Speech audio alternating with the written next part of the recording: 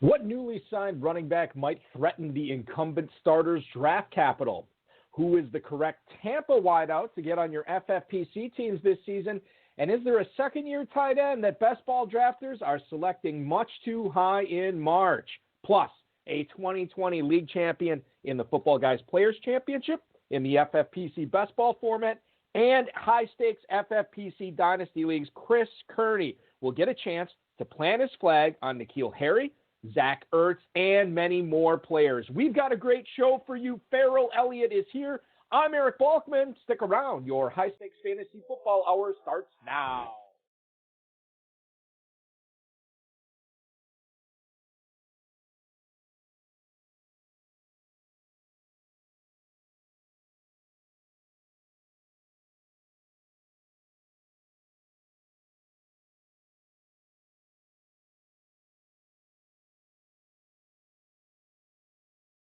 Broadcast live and heard around the world, you are now listening to the most entertaining hour of radio on the planet. Welcome to the High Stakes Fantasy Football Hour, presented by MyFFPC.com, with your hosts Eric Balkman and Farrell Elliott. The High Stakes Fantasy Football Hour is your home for analysis from the best players in the world. And now, because no one else was available, here's Eric Balkman and Farrell Elliott.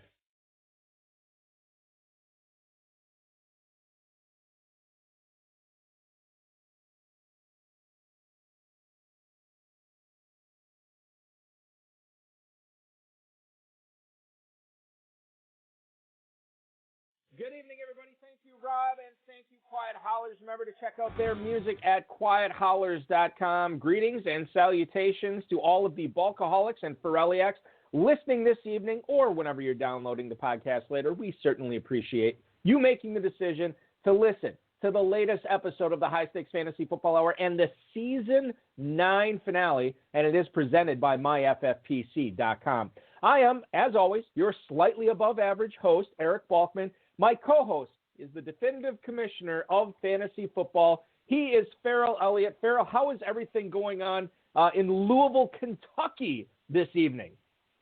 Louisville, Kentucky, Balky, is the place to be this evening. It's a beautiful 60 degrees. We had nothing but sun today. We have 3 drafts in the KFF. Nope, one of them's just closed. We have 2 best ball drafts going on in the KFFSC. Guys are getting excited about drafting early in front of Monday's start of NFL free agency.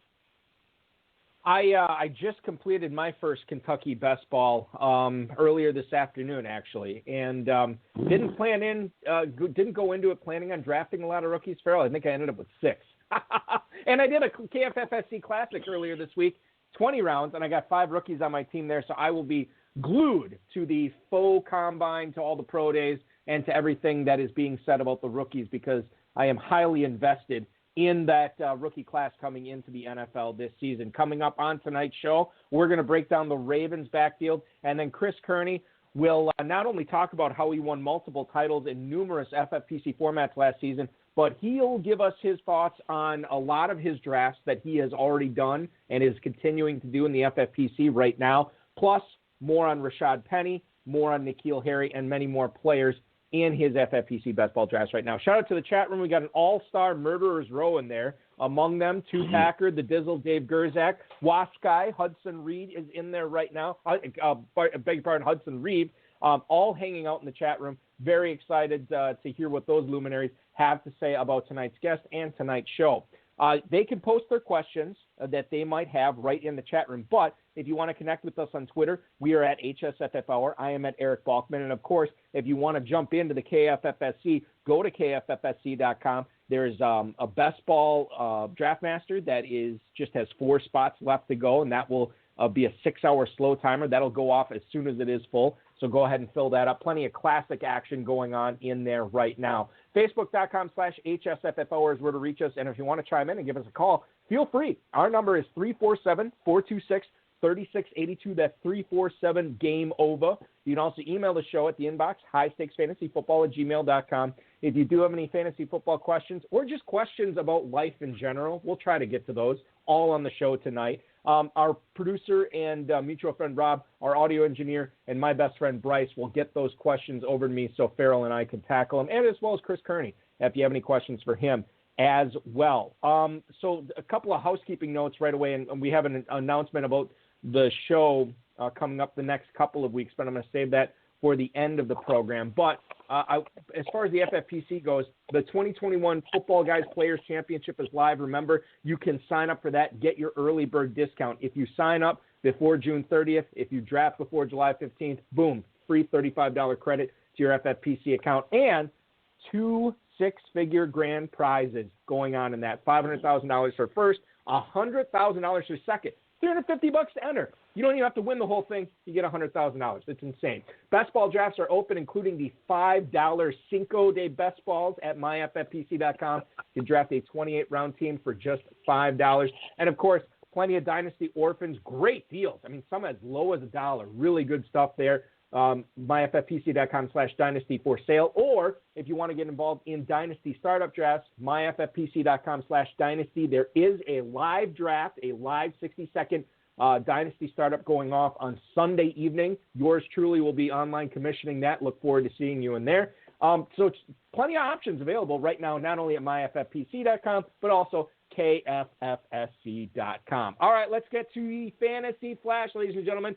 Want to thank Football Guys, Draft Sharks, Roto World, and Rob for tonight's Fantasy Flash. Kick things off with the big news that we all heard sort of when we were having breakfast this morning. Cam Newton is back with the New England Patriots. It is a one-year contract. It is worth around $14 million, according to Jim McBride on Twitter. Now, it's interesting because Cam Newton made just over $1 million last year and, got off to a pretty good start, but the remainder of the season was pretty bad. And it wasn't all his fault either. He had to learn a new offense and an off-season program that was essentially all virtual. And he came down with COVID, tested positive for the coronavirus, and said he never really recovered from it, and said he was thinking too much and just wasn't reacting. You look at how Bill Belichick and the Patriots have treated Cam Newton this offseason, Farrell. He's had nothing but great things to say about Cam Newton. 8 touchdown passes in 15 games. He did throw 10 picks as well. You got to believe that New England wants to be in business with a new quarterback. But you look at Cam Newton as far as where he is going in FFPC Best Ball. Now, this is over the last 7 days, so this is obviously going to change as we go forward now that we know he has a job for 2021. QB 35 in the 21st round, Farrell. Where does he go for you? Is he a top 15 option at quarterback this year? Not yet, and that's only because I like the other quarterbacks so very, very much. But he'll work his way up there, and you can make a legitimate argument for him. My pal Fenton, drafting in one of our drafts, picked him up the day before he signed. Fenton must have known something. It's a situation where why not? This makes a lot of sense to me. You reported it correctly. As a bridge quarterback, he will be the bridge to the rookie that they will draft. And there's a lot of talk about Garoppolo, a draft and switch, bring Garoppolo back. There's a lot of intrigue going on about these drafts. We spoke a little bit last week about Wilson, the quarterback from BYU, and, he's physically unimposing, and a lot of people question his college career. And I think back to the last time the Patriots had a quarterback that was physically unimposing, and people questioned his college career. And it worked out pretty good for everybody. So, maybe it does. Yeah. And that guy is gunning for Super Bowl number 8, so clearly the Patriots knew they had something there. We'll see what they do this year in the NFL draft. News out of Texas, specifically Houston. It seems like we get new news out of Houston seemingly every day. Not always good news, but it is good news for Mark Ingram because he is employed now by the Houston Texans. It is a one-year deal, according to Adam Schefter, his tweet that he put out today. Now, the deal is worth up to $3 million with incentives. As you remember, Baltimore actually cut Mark Ingram about 2 months ago. And then the Texans, I believe it was about 2 weeks ago, 2.5 weeks ago roughly, they restructured David Johnson's contract, and they made that sort of incentive-laden as well. So you have 2 guys who, probably are past their primes right now, but 2 veteran guys who know how to get it done. Clearly, to me, Ingram is the backup to David Johnson. Now, he doesn't have the pass-catching chops that Johnson has. However, he is he's average there. I mean, he'll get it done. He's just not going to blow you away with any of his skills out of the backfield. So I guess, Farrell, the question here is for FFPC drafts, if you want to lock up the Texans' backfield, I guess you could go with Johnson and Ingram. I don't know how high of a ceiling that is, but to me, Ingram is a standalone guy. If you don't get Johnson, not much value in that, especially drafting in March. People would like to say that and believe that. There's a player that's going to run angry and feels he has something to prove, and I like his personality in that aspect. 2019, Balky, this is a 1,000-yard rusher with 10 touchdowns, and just because John Harbaugh decides a player can no longer play, that gets my attention because I think he's wrong more than right, and I don't think anyone in a best ball format should turn their nose up to a player like Mark Ingram. So, by all means, get him on your team. Yeah, I'm just looking at this right now. Again, we want to thank FantasyMojo.com. Darren Armani, who runs that, gets all the great FFPC ADP data. Again, this signing just happened today, so Ingram's value will spike. But 23rd round is running back 67. You got to believe he's going to be in the top 40. Farrell, would you draft him as a top 30 running back this year, or is that too high? Well, I'm looking for running backs to draft in the last 5 and 6 rounds, and I can't find that many. Todd Gurley going off at about the 14th round, he doesn't even have a home. So, especially if I have Johnson, and if you're going to go with rookies as opposed to some of these tried and true veterans that you might find a reason to start in this coming season.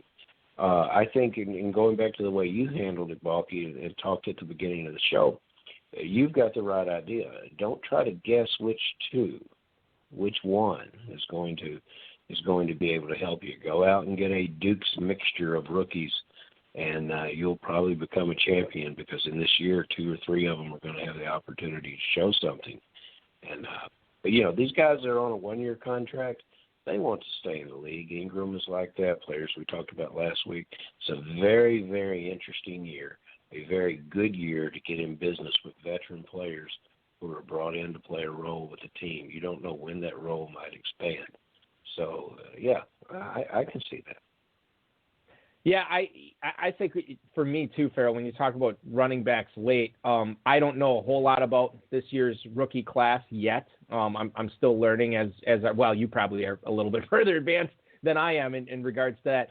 But I'll be willing to take chances on a lot of running backs late that are rookies just to see what happens. I go back to, not that this guy's a running back, but I go back to your guy from last year, Chase Claypool, in the FFPC best ball draft, the 26th, 27th round pick, and look what he did. And I think there's that potential again this year for plenty of rookies as well. I want to keep the focus of the conversation here in Houston, because the Texans restructured Brandon Cooks' contract, this according to Ian Rappaport on Twitter. Now, the Texans have restructured his cap hit to $6.5 million. He's 27 years old. He will be with the team for 2021. Now, Will Fuller is a free agent. If Will Fuller somehow gets away, Cooks would probably be the de facto number 1 there. Will he be catching passes from Deshaun Watson? We don't exactly know that yet. Will Fuller being drafted as wide receiver 34 in the 808 spot. Brandon Cooks in the FFPC best ball drafts over the last 7 days is going as wide receiver 40 at the 1002. Farrell, given the fact that Cooks technically could be the number 1 there this season and still technically could be catching passes from Deshaun Watson, is he a guy worth gambling on at that 9-10 turn for you?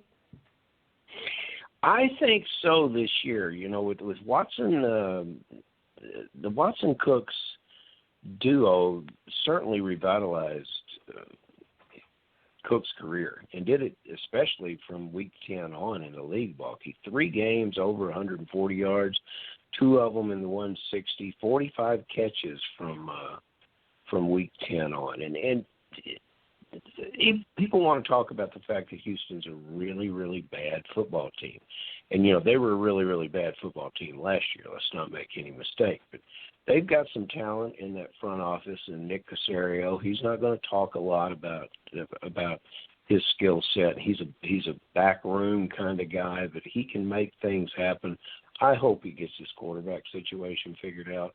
But anyone that wants to follow this on a daily basis is in for the greatest gift, Balky, that you could possibly have with the Houston Texans. I'm glad you brought them up tonight because I think we ought to remind everybody that plays in the FFPC that John McClain is the most entertaining throwback sports writer in all of football. And I read him consistently, and he will be in all the social media, and you can listen to him. You can get him on the NFL Network. You can get clips. But what you really, really need to do is read his articles, because the Houston Chronicle still gives him a half page, which is unusual in the football business right now. But he will tell you his opinion, and he'll tell you when he's wrong, and he'll tell you when he thinks he's right. But no matter what the outcome is, it's interesting and will give you insight to these players. And he's all on Cooks. He's a real Cooks fan, and it's interesting because we just talked about Ingram. Ingram perhaps goes down there and rejuvenates his career. Cooks has done it. David Johnson has found a place. These guys are professional players. They're going to put a nice effort on the team, and they'll pay dividends for fantasy players. But McClain is a great way to entertain yourself and to stay abreast of what you should do with these Texan players. I'm with you. John McClain knows his stuff. He's been covering the Texans for forever, and if you are not entertained by his articles, feel free to check out his movies. Who can forget his performance at Nakatomi Plaza, roughly 30 years ago in Los Angeles, and obviously the big rescue at the airport. The guy's been around the block. He definitely knows how to get it done, whether it's covering the NFL or foiling a terrorist plot, no matter where, if it's in our country or abroad. Well, we have Chris Kearney coming up in just 1 minute here, ladies and gentlemen. He's going to tell us all about his big victories in 2020, as well as who he's been targeting and staying away from so far in his FFPC best ball drafts this season. The last thing I want to get to, I said we'd talk about the Ravens backfield, and according to BaltimoreRavens.com, the Ravens have tendered restricted free agent running back Gus Edwards. Now, Eric DeCosta, who is the GM, said, quote, Gus is going to be on the team one way or the other. He played his butt off this year, and he had a good season for us. Now, he was not tendered at the original round. He was tendered at a second-round pick level. So you know he's going to be on the roster because he was going to give up a second-round pick for Gus Edwards. Now, apparently Baltimore and Gus Edwards are trying to work on an extension, so this doesn't seem like it's a 2021 thing. This looks like it's a 2021 thing and beyond. Baltimore runs the ball more than anybody else this side of Seattle for sure. He averaged 10.5 PPR points after the Week 7 bye when Mark Ingram essentially was put on the bench in favor of Edwards and Dobbins. You look at where he's going in best ball drafts right now in the FFPC, and he is fairly cheap. You're looking at Gus Edwards basically going as running back 45, not till the end of the 12th round. Farrell, obviously, if you get Dobbins, Gus Edwards is a no-brainer that late. But what about Gus Edwards just as a standalone potential a guy who could stand out if Dobbins goes down? Is he a guy that you'd be looking at grabbing at that spot? In best ball, if I want to stack the Ravens, sure. Not at the 12th spot, though, so I would probably lose him. 10.5 fantasy points, okay. If that's what you need, that's what he'll get you. If you need 15, he'll also get you 10.5. I see a very, very low ceiling here. And I see a situation that this could be just wishful thinking on drafters' part. So he's a very, very good football player, NFL player. I don't think he's going to help us much in fantasy.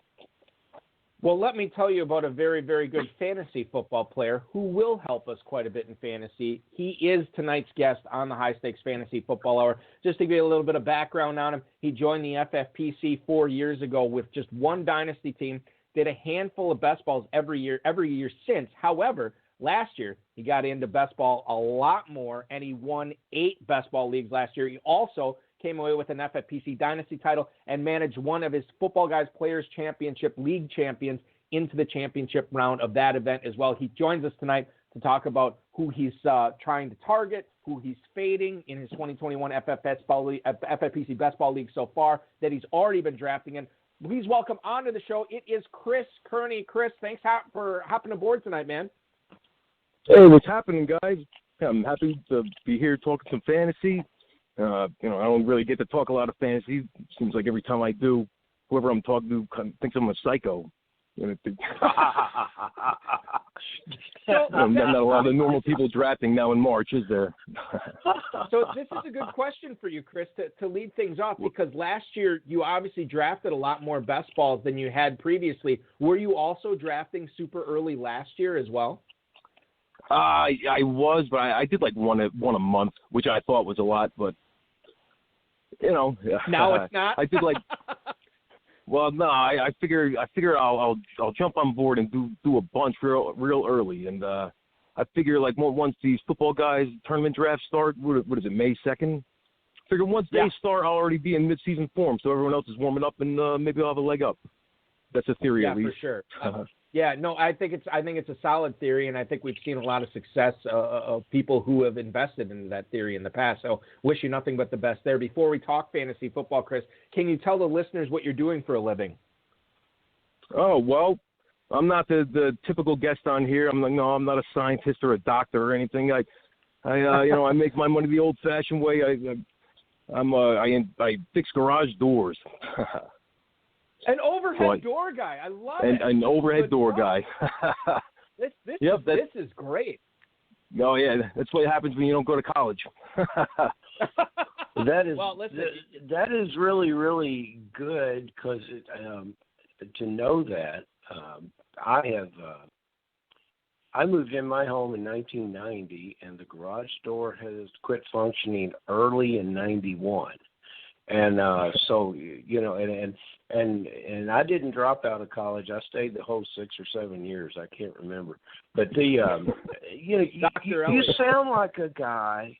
You sound like a guy who's in mid-season form all the time. Balky informed me a little bit that you had a little success when you got it started over the first couple of years. But we were talking about you, and what really impressed me about you, besides the fact that you want to talk fantasy football now. Balky will give you my phone number. You call me. We'll talk fantasy football anytime. All right. But when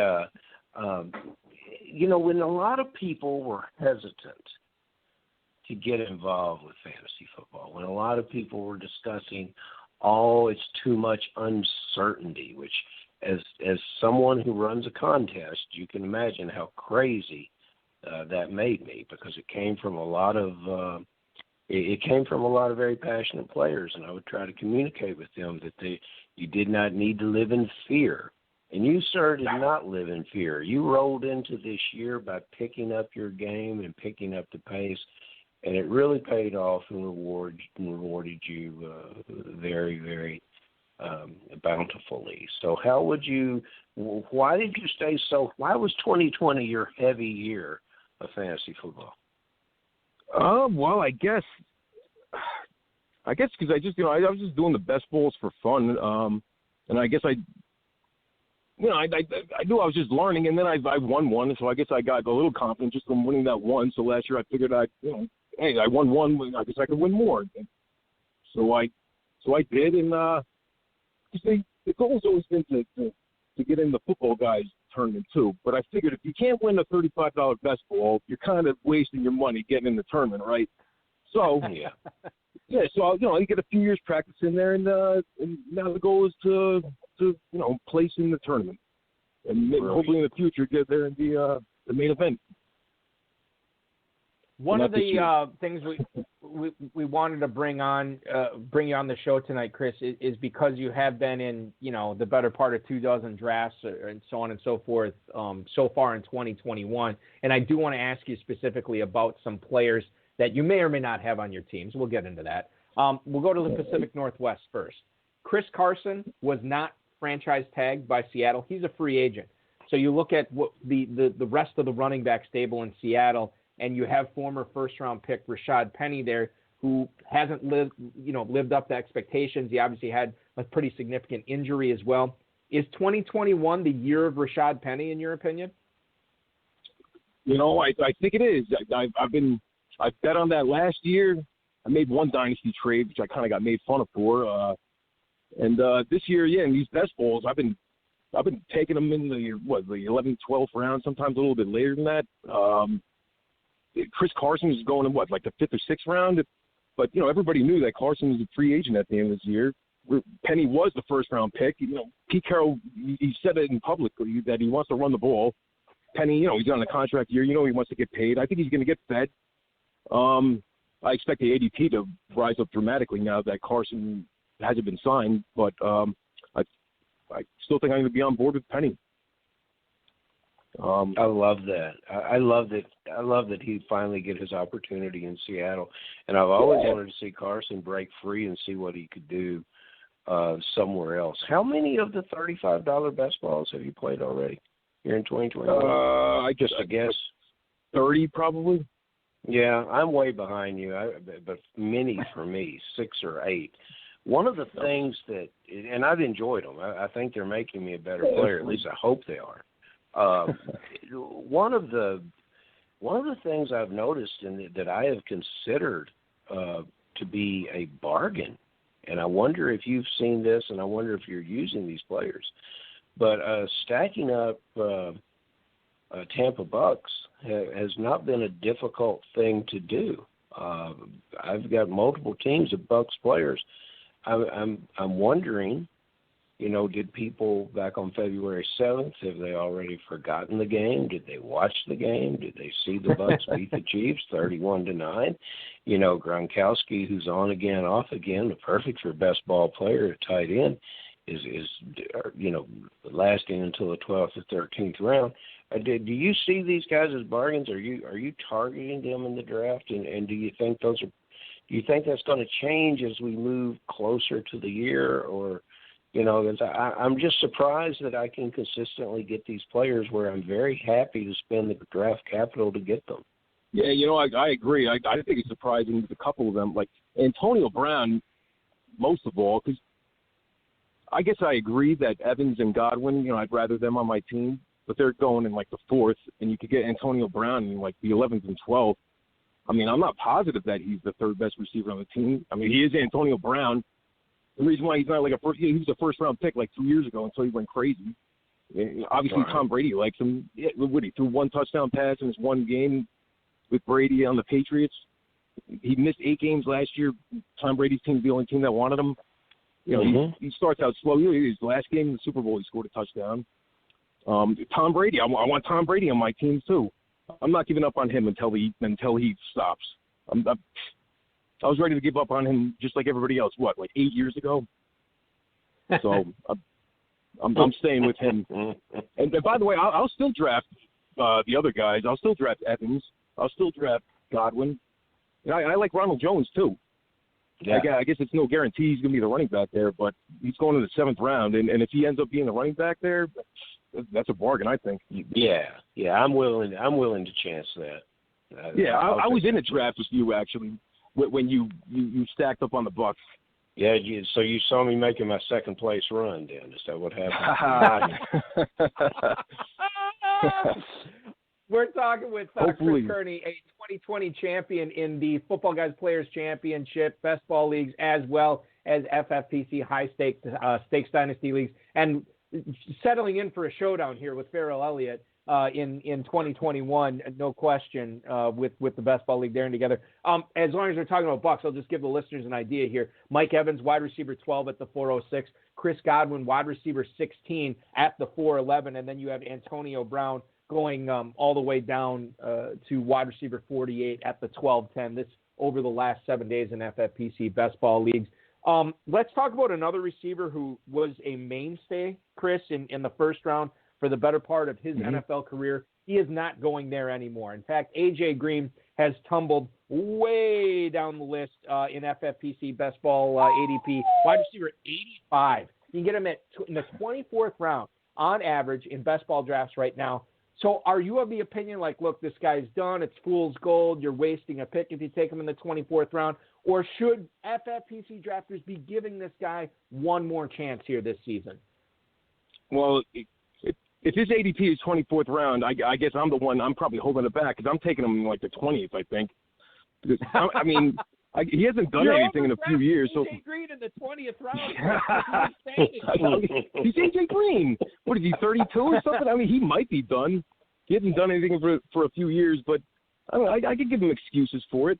I mean, and this year he's going to go to a team, somebody who wants him. Maybe he'll be healthy.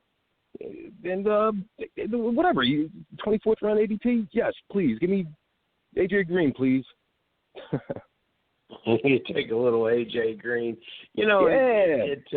He's played right up the road from my home here in Louisville, Kentucky for years, and I really would like to see him have a bounce back season, but I guess I don't expect it because he's not on any of my teams so far. But I'm going to be gunning for you maybe in that 20th round. Here's I don't like to ever write off an entire franchise in a fantasy draft, but I have found myself this year being anti-Eagle. It's just, and I had a couple of these guys last year that I used, but some of those aren't even being drafted. But, this is the FFPC, so let's talk about the tight end position. Everyone agrees that Zach Ertz will be headed elsewhere, and that opens up things for Dallas Goedert. So my first side of the question is, are you a Goedert guy, and do you think, given free reign on the position, that he has the skill set to move into the production of, say, a Hawkinson, a Fant?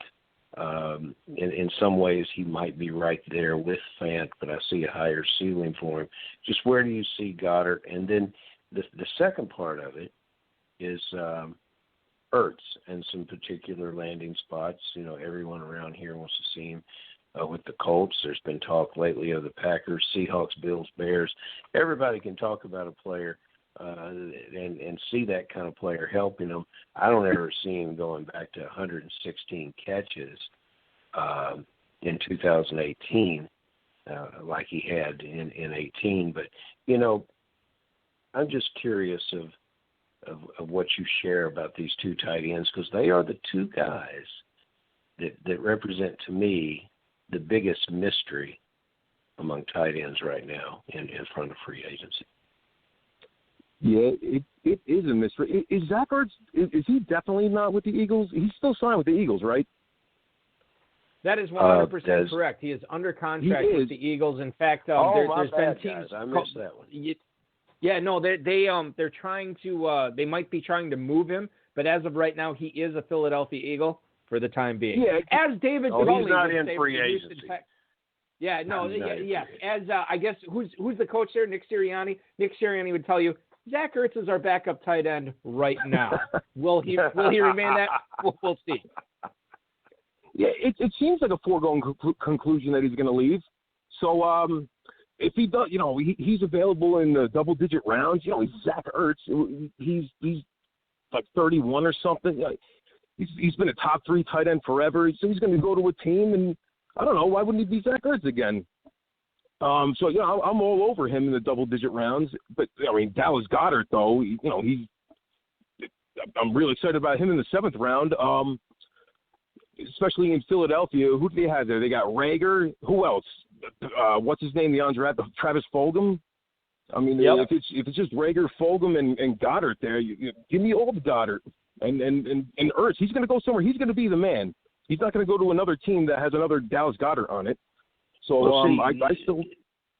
What's that? You're exactly right, and I'm in a situation where I'm so anti-Eagle, I don't even know who's on the roster and who's a free agent. But I do. Well, you don't like tankers?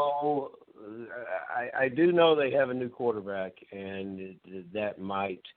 I haven't figured that out yet, and I'm not going to get to see him in much preseason. So I don't know what my expectations are about Goddard, but you would take him in the 7th round? Yeah. I have a few times. Mm-hmm. Yeah, I'm happy about it too. Very good. The other thing that Zach Ertz, just thinking about out loud here, guys, one of the things that he has going for him, he was never the physical specimen seam ripper, right? No. He was never that type of tight end. What did he do well?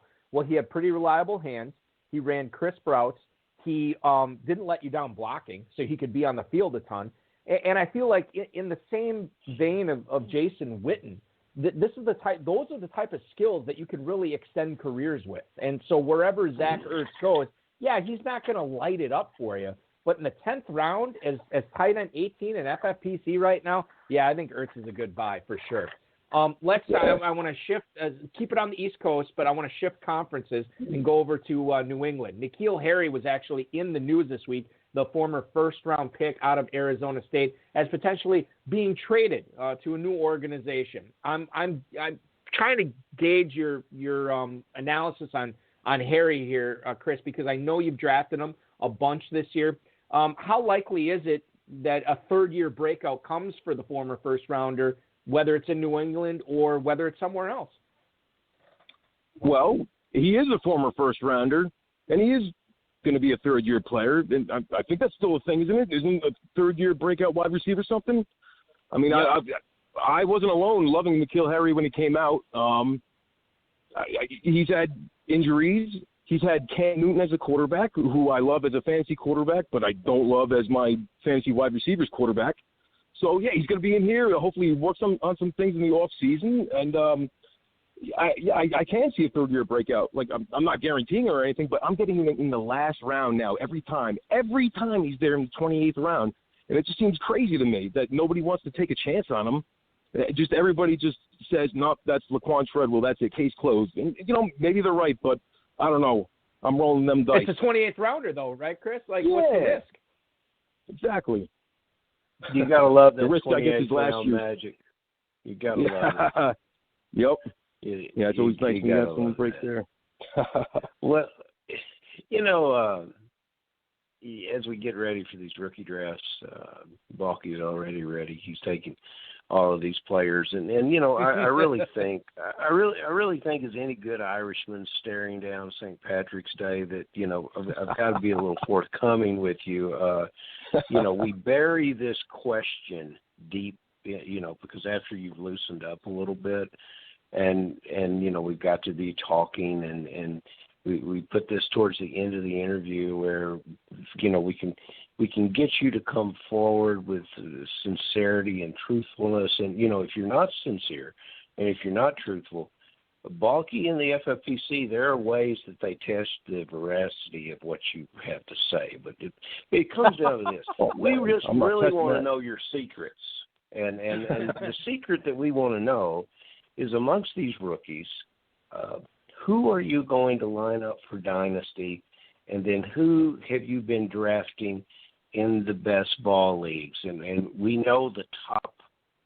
We think we know the top players. We know that Pitts is the top tight end, and Smith appears to be the darling of the wide receivers. And it's easy to understand that Lawrence is the quarterback. So I want to know where you're going to be with the rest of the rookie talent that's coming in, and how deep are you going? And Chris, we want to know the truth. Well, here's the truth. I want to know if you're telling the truth. How come you're saying that Smith is the darling of the wide receiver class? I thought it was Chase. I like Chase. There you better. go. No, you're testing me there. Those LSU Tigers will get in there every time. I love it. Well, I sure did miss out on what's his name from last year? That the wide receiver who crushed it last year. He was like the one guy I was taking my stand on. Jefferson. I paid for that one. But anyway, well, I love Javonte Williams. I mean, I don't really watch college football, but at the end of the year, I'll pop on like a highlight tape of everybody. By the time the season starts, or by the time the draft starts, I like to watch most of the players, and I've already seen a bunch of him, and I don't know, that dude looks like a beast, and he looks like he might be a first or second round pick, and he's going like a round after Etienne and Harris, so I'm getting him a lot in the 6th round. I'm excited about him. A little later, you could get Trey Sermon. You're getting him in like close to like the 15th round. He looks big and strong. There's no guarantee he's going to be an early round pick. So he might not have a lot of production, but he might pay off. Maybe he gets a starting job somewhere. So I like those two running back. I get into all of these drafts, and when I get light at a position, especially running back, I say to myself, well, I can get into free agency because there's going to be another James Robinson come to the forefront, and that's probably not the truth, but there always could be. So it's you said people were making fun of you for making some trades in Dynasty. Let me tell you, general managers who've been in this business for their entire career are made fun of daily for their trades and their draft picks, and it sounds like based on where you are right now, you're going to get just about as much right as they will, and maybe more. So, congratulations to you. But yeah, I appreciate you not throwing out any dead herrings for people to feast on there. Those are real guys that you gave us. Yeah, hey, no, I appreciate it. Yeah. Chris Kearney is our guest tonight here on the High Stakes Fantasy Football Hour, a multiple league winner in the FFPC Best Ball and FFPC Dynasty last year. Chris, a couple of emails that we do have time for tonight from some listeners. First one's from Willie in Gillette, Texas. Willie from Gillette. Are you drafting any of the elite quarterbacks early this year, or waiting until after 9 or 10 have gone off the board before you pick one? Thanks, Chris. That is Willie in Gillette, Texas. Willie, thank you for the email. So, you think about Mahomes, you think about Aaron Rodgers, obviously Lamar Jackson's up there too. How are you sort of handling the quarterback position, Chris? Have you been taking any of those elite guys early? I usually don't. I've taken Lamar Jackson a few times in the 5th round. It's Lamar Jackson. He's always going in the 2nd. He's just sitting there in the 5th. I don't know, because he didn't have a great first half. I try not to, though. But this year is kind of tricky, though, because using my strategy, I kind of want to be the last one to get a quarterback, but at the same time, I want 3 starting quarterbacks. I don't want any questions. I don't want to draft Ryan Fitzpatrick because, he might find a job somewhere. No, I want 3 guys that are going to start, and that's kind of rough this year. So, you kind of have to – you might want to start taking your quarterbacks in round 7, 8, 9 just to guarantee that you don't have, Jameis Winston, who might be awesome or he might get you 0. So I'm going a little early this year, but no, I don't really like elite. I'll think about it in the 5th. Chris, it's another, I guess it's not really a quarterback question, but it involves quarterbacks. Joe in Laurel, Maryland writes, with Prescott signed and seemingly healthy for the start of the season, should I be loading up on Cowboys and drafts again this year too? Joe, thank you for the email from Laurel, Maryland. I think about last year, week 3, week 4, and everybody was taking their victory lap on if they drafted Cooper or Gallup or Lamb or Elliott or Prescott. Everybody who loaded up on Cowboys looked like a genius. Then Prescott goes down with a bad injury in 5 or 6, whatever week it was, and those Cowboys teams went to pot. But if Prescott is healthy this year, and now that we know he's signed and he will be the quarterback, are you loading up on Cowboys receivers and Cowboys skill position players in Dallas? You know what? I'm kind of treating it like Tampa Bay. Well, first of all, they say that Dak is healthy or he's going to be healthy. I guess that's not a guarantee, so I'm not taking him. But with the wide receiver situation, much like Tampa Bay, you got Lamb and you got Cooper, who are both going in like the 4th round or something. Or you could wait and get Gallup around the Antonio Brown territory. I'll bet they're going back to back. I'll bet you they are in like the 12th round. Michael Gallup, yeah, he's probably not as good as those two, but he's pretty close. I'll take Gallup all the time. Yeah, it's crazy because as far as back-to-back receivers go, Amari Cooper and CeeDee Lamb are back-to-back, 408 right now. Oh, they are. Wide receiver 13 and wide receiver 14. So Cooper and Lamb going right next to each other. Gallup is actually a little bit later. He's wide receiver 46 in the 11th round. And I'll tell you what, if Cooper and Lamb are going that high, and you only have to invest an 11th round pick in a Gallup who could have standalone best ball value and will have massive value if either one of those guys go down and Prescott's healthy. Boy, I'm all over Michael Gallup in the 11th round. Is that the guy? What Cowboys receiver have you targeted so far this year, Chris? Who's the guy you've gotten the most shares of? Gallup. It's like right around the territory you're talking about. It's either Rashad Penny, Michael Gallup, or Antonio Brown. So, yeah, I love drafting Michael Gallup. It's good value. Yeah, that's nice. Yep. That is nice. Any more emails, Balky? No, it's all on to you, Farrell, for our favorite question of the night. It is our favorite question, and Chris, you'll recall you were sworn in on question 8, and you're still under oath for question 10. And my so still on the Bible.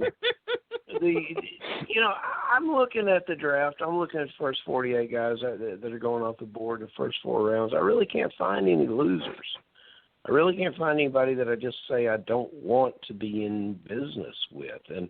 And so I'm curious how far you have to go down in the rounds to find a guy that you just will not draft. And then I'd like to know, and I think you might have touched on it with Gallup, but I'd like to know where your sleeper is. And I'm not looking for a deep sleeper from you. I'm looking for that mid-range sleeper because I think that's going to be an important guy. And you seem well-versed on Dallas, so I'm going to also throw you one more question out here. The kid that came off the bench and played for Blake Jarwin, Schultz, was impressive last year. What does that do to Jarwin this year? What kind of role do you foresee for Schultz? Jarwin got paid, didn't he? I mean, would he tear his ACL? So I expect Jarwin to be back, and I expect him to be the tight end in Dallas, and Schultz to be the number 2.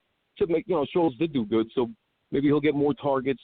We already mentioned that Dallas has the 3 big-time wide receivers, and they have the running back that gets a bunch of targets too. So even if Jarwin is the number 1 tight end, I don't love him. Yeah, I'll take him in some best balls as like my 3rd tight end, but I don't want him on my regular season teams. And so he will definitely then not be your sleeper. So tell me who that guy is that you just can't stand, and that guy that's going to be your sleeper. Well, I don't want to say I can't stand the guy, but I'm not taking Michael Thomas. Just to, he had that crazy season a couple of years ago. Drew Brees obviously loved throwing to him. So even let's say Drew Brees was the quarterback there. It's still kind of risky. It's still risky. He's going to do it again there. And then, was Taysom Hill going to give him round 2 production? No way. So I'm not taking Michael Thomas. So he's my guy. And so somebody who I do like, my sleeper pick, I guess Christian Kirk. I haven't really been drafting him, but I've been thinking about it. I guess I probably will start taking him. He's a number 2 wide receiver and for the Cardinals. Nuke is the man, obviously. But Murray, he's becoming an elite quarterback. Kingsbury wants to run a million plays. He's the number 2 wide receiver there. So even if Hopkins doesn't go down, Kirk should see a lot of targets. I mean, he should be getting better. And if Hopkins did go down, he could be, I don't know, he could be really good, top 15 or something. I don't know. I'm going to start taking Christian Kirk a lot. Yeah, I mean, you look at it too. Kirk is going super late, and he's on an offense that has shown some propensity to explode.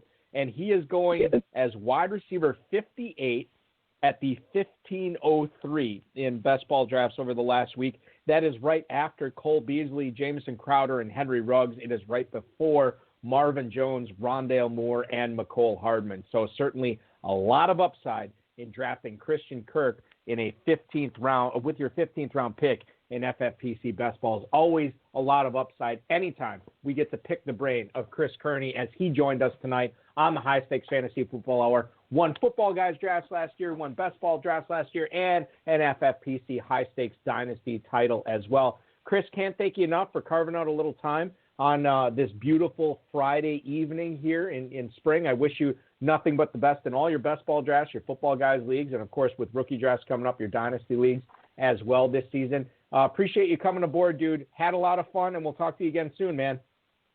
Yeah, thanks a lot, guys. It was great. Thanks a lot for the invite. Yeah, this is awesome. Absolutely. All right, looking forward to talking to you later. You got it. Chris Kearney, ladies and gentlemen. Good stuff from him. You want to talk about a guy, a lot of times we have people on who've been very successful in Football Guys or very successful in best ball or very successful Dynasty player. He's done it all, Farrell. He's champion of all three and looking for bigger and better things. I was talking to actually the Dizzle, Dave Gerzak, today about Chris Kearney's appearance, and I told him, look, this is a guy who came in, quiet, soft, had a little bit of success, and as you always say, expanded his territory last year, and it really paid off for him. And sometimes that's all it takes, and then you're hooked, and you're being very successful and winning a lot of money every year. And I liked what he said about starting at a lower entry point. You know, that's the wisdom of the FFPC, and what Dave and Alex have done is they followed the ambitions of the players and developed contests for the players to find their own way to move on into the big dollar contest. Whereas, you know, we all started with the big dollar contest and learned that way. Yeah. And so it's really great if someone looks at this and says, well, you know, most of my friends think I'm nuts for talking fantasy football in March, but now I've found a home, and you know, that's what Chris has done, and now he's been very productive, and from what he's got to say tonight and how he answered these questions, I expect him to stay on top for a long time and have another very, very good year. You know what else is interesting about Chris Kearney too, and this is something that makes his experience in the FFPC unique, as he told us tonight. He didn't come in as a best or a redraft player. He came in as a dynasty player. You know, he just wanted to play some high stakes dynasty football. Gets in with the FFPC, has some success there. Decides to get in on the best ball and then the football guys draft. And I think, and you know, Farrell, feel free to disagree with me if you want, but sometimes I think the players that come in like Chris with a dynasty background or having a dynasty mindset, I think that makes your conviction stronger even in redraft, you know, and I think that came through when we were talking to him tonight. He was a strong believer in the players that he was acquiring. He was a strong believer in the players that he was drafting this year in best ball. And I think that, you know, and he said too, like, I could be wrong about these guys, but these are the guys I'm going to battle with. He's getting his guys. This is what he's doing. And sometimes, you know, clarity, conviction, you could be wrong, but I think having that is much better than being wishy-washy. Oh, yes, having a clear sense of what you want to accomplish. Flip it over. Take the daily game player coming to the FFPC. He's at a huge disadvantage because what he thinks he knows is it has an expiration notice, you know, usually at the end of the fourth quarter. Your dynasty player is looking forward, and when you look forward, you realize the value of players as they ascend into the league. And that's, I see guys walking around the FFPC and they'll want to tell you, and they'll say, oh, that player stinks. I'm never drafting him. I had him last year and he stinks. No, that player is very good. He was just in a real stinky situation. Let somebody else draft him and reap the rewards. And you know, Chris has got that all figured out from his dynasty play. Geez, I wish I had played more dynasty. That's all I can tell you. Well, Farrell, you still have the chance. I'm just saying, like, it's not too late for you. It's not too late for me. And certainly there's opportunities out there for anybody who wants to jump in. I love Chris's attitude is when he said, you know, he's not the rocket scientist and he's not the professor, and he said a lot of things he's not. But let me tell you what, we could get all those guys together and none of them could fix my garage door. But, you know, with Chris, I got a fighting chance of getting my garage door fixed. So, you know, and he's bringing that same kind of fix-it mentality to his FFPC teams. I have a buddy who his brother has worked for an overhead door company here in Northeast Wisconsin.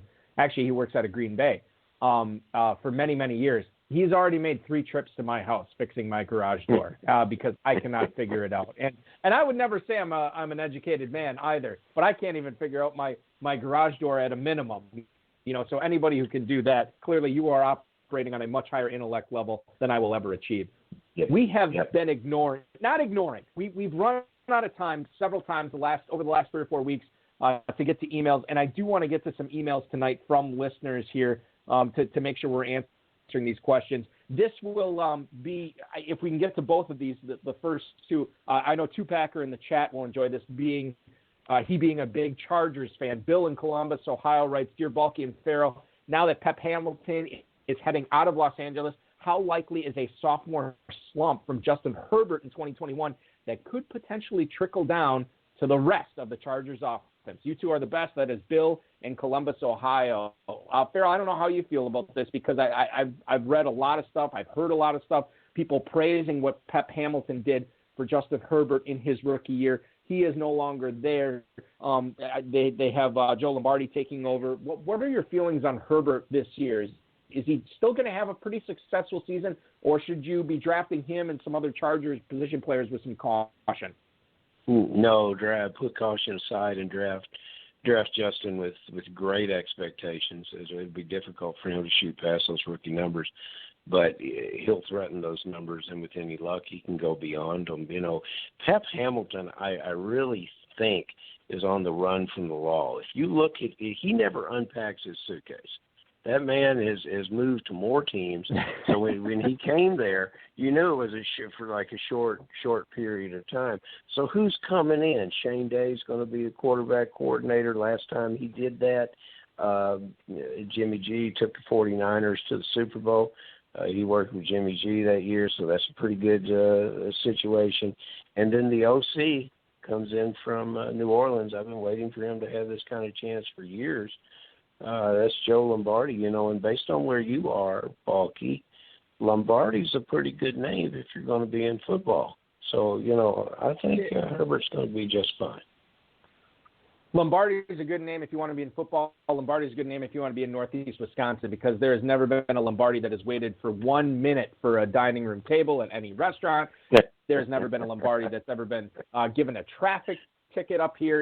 It's absolutely insane, and that is the last name you definitely want to have. Although Holmgren and Favre, Rodgers, they're all right up there as well as far as great last names to have here. Justin Herbert being drafted as quarterback 7 at the end of the 5th round. This is right behind Deshaun Watson and right ahead of the aforementioned Aaron Rodgers. Let's go on to the next email here.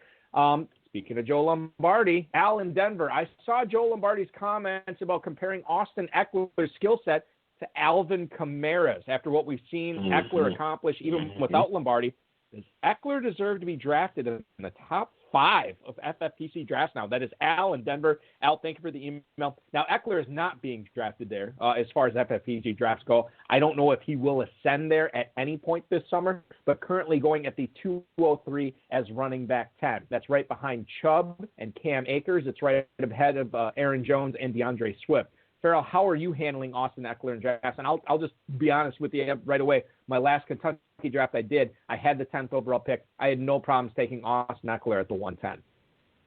Oh, if you draw a double-digit number in the draft and Austin Eckler's there, you're crazy not to take him. And you can move him up as far as you want to. Kentucky's format, FFPC's format, it doesn't make any difference. Have you ever thought about going up to someone that took Austin Eckler and saying, man, I wouldn't have taken Eckler there? No way. He can go anywhere he wants in the draft. And I think you've just sort of let the cat out of the bag, Balky, is we're going to see him move up. Those are strong positions. How do you look past Derrick Henry? You're definitely not going to move him in front of Kamara. Kelsey will be gone in the FFPC. So he's going to stay a bargain, I think. And, it's pretty exciting. Makes me want to see those Chargers play. Oh, you and me both, my friend. Absolutely, especially now that I have a vested interest in it for Eckler, no question. Final email of the night I want to get to, and this is another AFC West question. Mike in Los Angeles writes, unless the Broncos somehow get Deshaun Watson, am I better off staying away from Noah Fant at his current FFPC best ball draft price? Mike in Los Angeles, we certainly appreciate the email.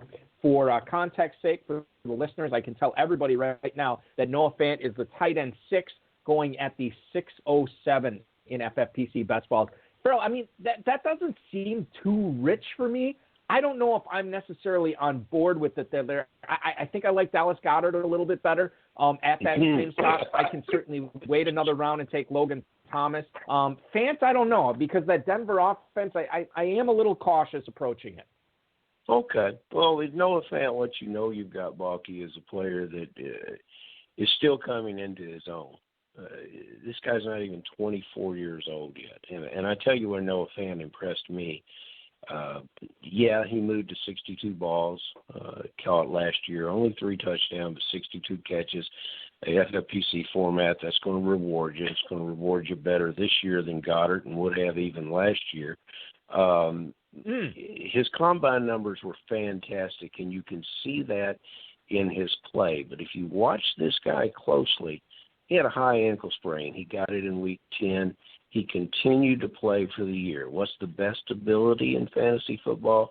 Availability. People sit around and say, oh, all my guys got injured. Well, if you had Noah Fant, he was injured too, but he kept playing, which means he's tough as nails, and he's got respect in that organization and respect in that locker room. He's got receivers that are going to stretch the field, and he's got a young quarterback.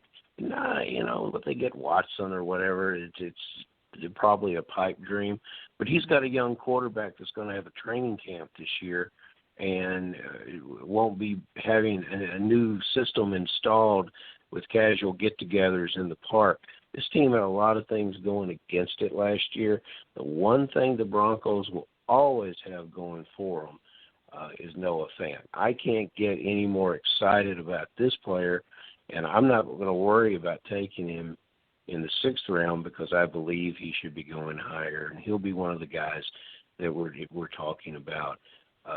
He may supplant Andrews as the tight end 4 off the board this time next year. Okay, so clearly I'm going to have to reevaluate my stance on Noah Fant after hearing one of the most respected names, at least in my mind, and I think in the fantasy football industry in general, talk up Noah Fant. I think I may have to look at this again, Farrell. You know, the great thing about this is you and I get a chance to flesh this kind of stuff out each and every single week over the course of the season, and I can't wait to talk to you again next week. And spoiler alert, we'll be doing it a day early. You ready to talk fantasy football on Thursday next week as opposed to Friday? Thursday night's best night of the week. That's when the NFL starts their week. I love starting on Thursday night. It's a special thing. It is a special thing. And we do have a special episode coming up on Thursday. Episode 500 of the High Stakes Fantasy Football Hour. Very excited. We might have a couple of special guests on there. I don't know yet. I don't want to promise anything that we can't deliver on. But it will be a fun Thursday night, Farrell. I will talk to you then for sure. I look forward to it.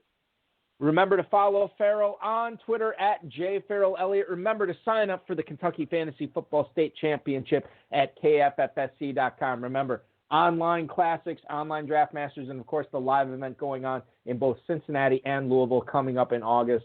I'll be there. It's always a fun time, and it's always a fun time hanging out with you guys here on Friday nights on the High Stakes Fantasy Football Hour. Now, I will say this as we move forward. First of all, I want to send out a thank you to Chris Kearney, tonight's guest, Farrell Elliott, the FFPC, Rob Rice, and, of course, each and every one of you for listening live or for downloading it later. Always appreciate you guys carving out some time in your schedule to listen to our Little Dog and Pony show here. Now, no show next Friday, but we will be on Thursday. We don't want to go head-to-head with the NCAA tournament. So next Thursday at 10/9 Central, it is the Season 10 premiere of the High Stakes Fantasy Football Hour, and it is also episode number 500. Yeah, that's right. It's our 500th episode, and we're kicking off our 10th year of doing this thing, which is so exciting to be able to continue to do this each and every Friday night, next week, Thursday, obviously. But we will have a blast on that night. Hopefully you can join us live for it.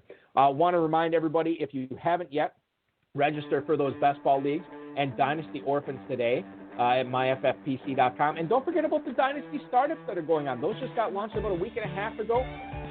The 2021 Football Guys Early Bird is live. You want a free $35 team credit with the FFPC. Make sure you're taking advantage of that as well. Don't forget about the KFFSC podcast, obviously with Farrell Elliott and, of course, Rob Fetcher, former guest of this show. You can check that out on Anchor as well as anywhere you get podcasts. Your weekend officially starts now. This has been another episode of the High Stakes Fantasy Football Hour, presented by myffpc.com. It was broadcast live and heard around the world. Balky and Farrell will be back next week with more analysis, interviews, and advice from guests much smarter than they are. Thanks for listening, and we'll talk with you again next week.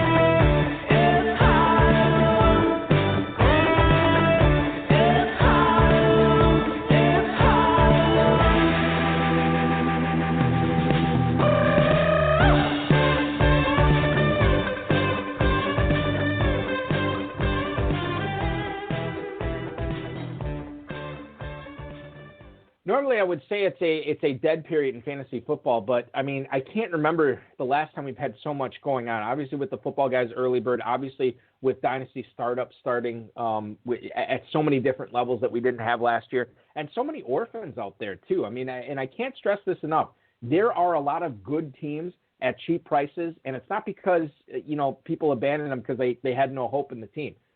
Life gets in the way sometimes. Take advantage of it. Grab one of these orphan dynasty teams out there as well. Thanks to Frederick the Younger for the outro music. Remember to check out their music at fredericktheyounger.com or anywhere you download MP3s. Appreciate it. We'll talk to you next Thursday, 10/9 Central, episode 500. Have a good one, everybody.